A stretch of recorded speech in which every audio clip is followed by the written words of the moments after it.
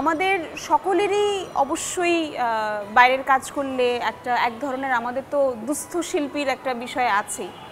তো সেই ক্ষেত্রে আমি আসলে অপেক্ষা করছি, মানে আমার এক ধরনের নিজে থেকে আমার আন্দোলনের মতো যে আমরা কবে মানে থিয়েটারটাকে প্রফেশনালি নিতে পারবো।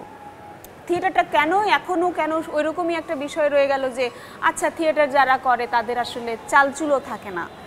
তো সেই জায়গাটা থেকেও আমরা চাই যে এটা আমার সকলের কাছে নিবেদন থাকবে যে আমরা আসলে থিয়েটারটা করেও যাতে ভালো মতো খেয়ে পরে বাঁচতে পারি, আবার ঠিক তেমনি আমরা যাতে ওটিটি করেও খেয়ে পরে বাঁচতে পারি। সো দুটো ব্যালেন্স করাটা is very difficult to be frank, কারণ একটাতে অর্থ আছে, অনেক আপনার দিন শেষে আপনাকে চলতে হয়, আবার আরেকটাতে আত্মার শান্তিও আছে।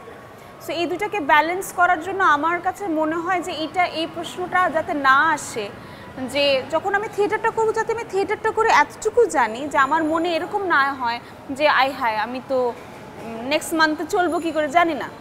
সো এইটা নিউ জেনারেশনের জন্য আমি বারবার চাইবো যে প্রফেশনালি থিয়েটারটা শুরু হোক এবং প্রফেশনালিজম যাতে আমাদের মিডিয়াতে ভালো মতো পাকাপোক্ত হোক।